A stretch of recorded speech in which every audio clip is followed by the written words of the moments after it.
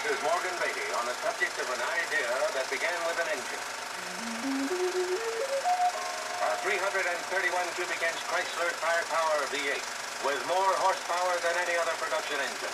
Initially, it powered a stately 1951 Chrysler passenger car with astonishingly good performance. Crazy! Racing people recognized it and put special versions under the hoods of many speedsters.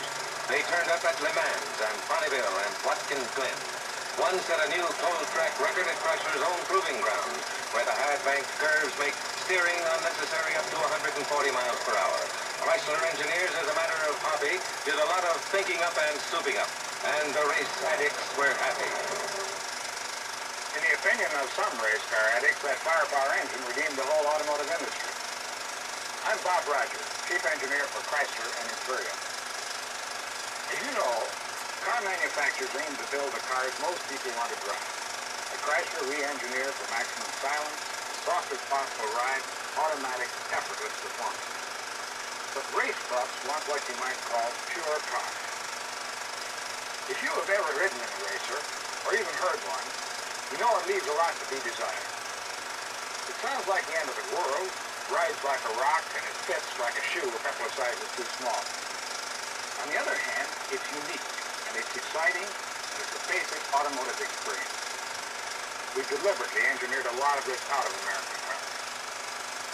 But special versions of our firepower engine got Chrysler a name in racing at a time when quite a few people were developing a yen for this basic driving experience. Some were beginning to buy the little domesticated European racers called sports cars. They put up with discomfort and inconvenience and enormous service problems in order to get what you might call a driver's kind of car. It was a trend, an engineering challenge that was difficult to resist. We had the engine. Why not develop a car that would be a sports car in every important way, but still be a car that an American could live with? We went to work at this, and in early 1955 we released our first model, the Chrysler 300. 300 for horsepower. The grille of the first 300 was borrowed from the Imperial. The emblem was a racer's checkered flag, and the Firepower V8 had a full race camshaft and dual 4-barrel carburetors. 300 horsepower that could deliver more than 135 miles per hour. That first 300 series took the NASCAR Grand National Stock Car Championship as well as the AAA Stock Car Championship. It burned up the sophisticated sand of Daytona Beach to win the NASCAR National Speed Trial Championship and the NASCAR National Women's Speed Championship. In single runs and competitive events, the 300 became a legend in its own roaring time, and the start of a venturesome revival in both the business and the hobby of cars that is still on the rise. The 56 model enlarged the legend with more victories. There were minor changes of trim and major changes of horsepower.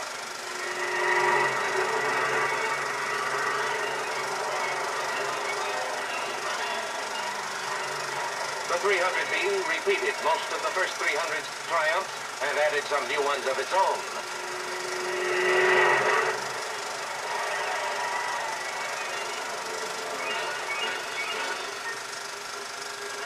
The new 300C had a grille all its own, and the first dual headlights on a production automobile. The big air-cooled brakes were Husky. The emblem was new. So was the sheet metal, but the basic 300 commodity was still record-smashing power.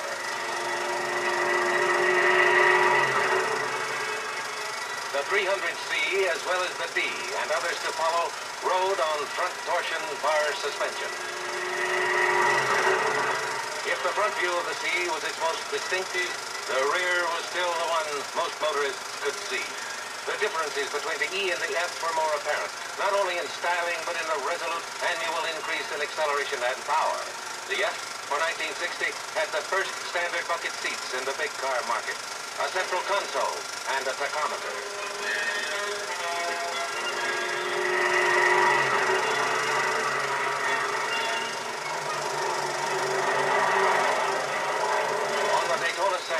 The 300F took the first 6 places in the 1960 qualifying mile event. It made the fastest run ever recorded by NASCAR for a production automobile. And soon the 300G came along to break all records except that one high-speed run. The 300 idea is the idea of a powerful, responsive, nimble automotive machine. Styling has never been the primary consideration. 300s have been priceless, often so very simplified and outside trim, and distinguished by grills, emblems, and by their unique interiors. The 300 engineering hobby goes right on. So does the enthusiasm that gets to everybody who builds the 300 on the line. And the enthusiasm is still concentrated on the remarkable machinery of the 300. That's the way it's been each year. That's the way it is with the new one for 62. The 300H.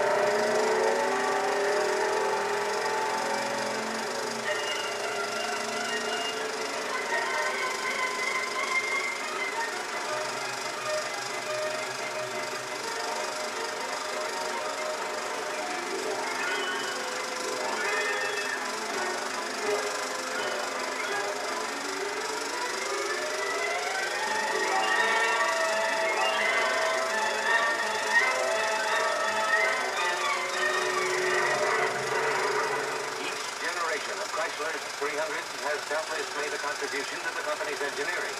But in the overall history of automobiles, every 300 that has thundered around the giant 5-mile oval at the Chrysler Proving Grounds has contributed substantially to the sociology of American motoring. Out of the 300 idea came the reawakening of a natural American interest in cars. Cars not simply to be luxurious transportation, but cars to be enjoyment in themselves. In the wake of the Pioneer 300, many more automakers have added genuine high-performance cars to their wares. An essential of the high-performance idea is safety. High-performance brakes must be exceptional.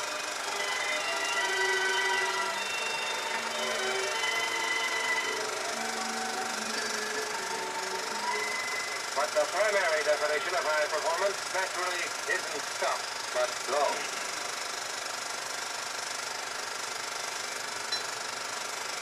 Current model 300s can flare up to 60 miles per hour in less than 8.5 seconds.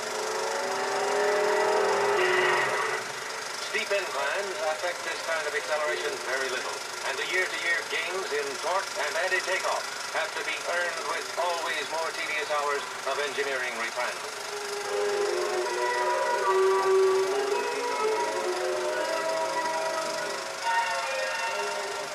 At Riverside International Raceway, California, the 300H has already tasted competition victoriously.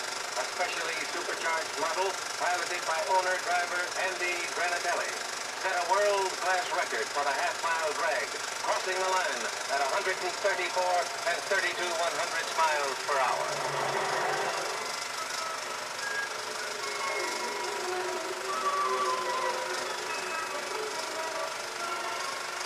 The post-war phenomenon of motorsports has grown to giant size.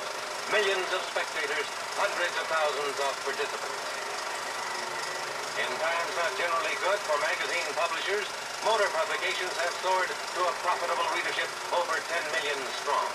In the auto industry, the enthusiastic engineers who design America's high-performance cars have become its most dedicated and vocal salesmen. You've seen 300 engineering in motion. There's more we're proud of. The engineered interior. This also is part of the main 300 idea. To engineer a car that is a sports car in every important respect, but American in size and comfort. These bucket seats, for example, are the most comfortable we've ever built. They cradle and support the body in its own traction. This full-length console houses storage space, both front and rear, window lift controls and ashtrays for rear passengers. Up here, window lift controls and ash receiver for the front. And of course, up front, a tachometer that is so important to high-performance cars.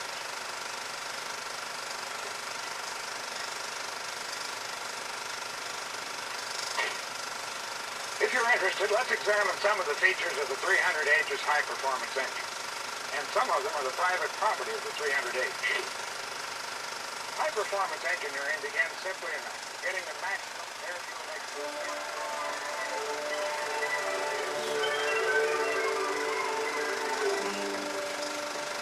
opportunity to challenge the roads of any of the big automotive proving grounds is one reserved for test drivers. For them and their engineer passengers, it's great. The roads are deliberately and scientifically rugged and rigged with built-in bumps and curves that test primarily the cars, but incidentally the drivers.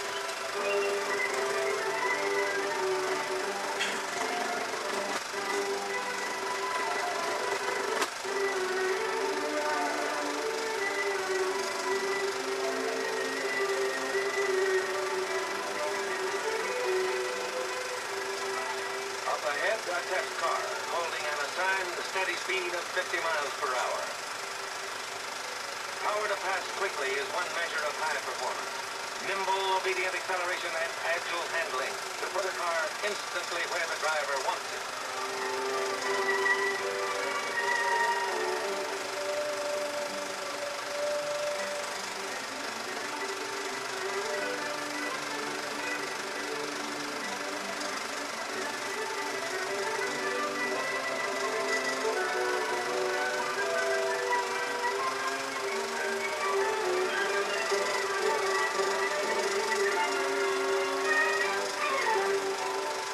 People occasionally ask us why we make the 300. That's a careful. Not a high volume car, consequently, as a matter simply of business, not always a problem. Still, it's important to size and sale in some sense that it's got to be good price. We are a company built on engineering management. 300 all is what we acquired every line, Chrysler and Imperial. Now you've been driving or watching the 300 on a proving ground, where with a little planning, anything goes, safely.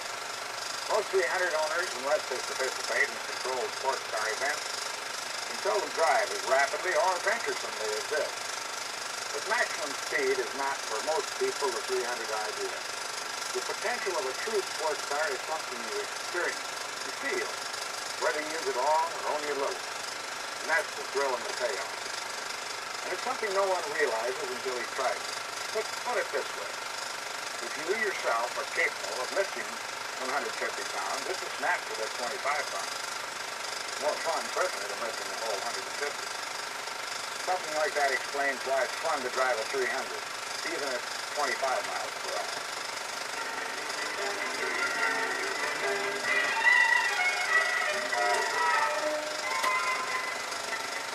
Most of the people who gravitate toward high-performance cars are, in a real sense, automotive gourmets. They like precision machinery. They're knowledgeable about cars, and they're demanding about performance. Speed that isn't tightly controlled is not something they like.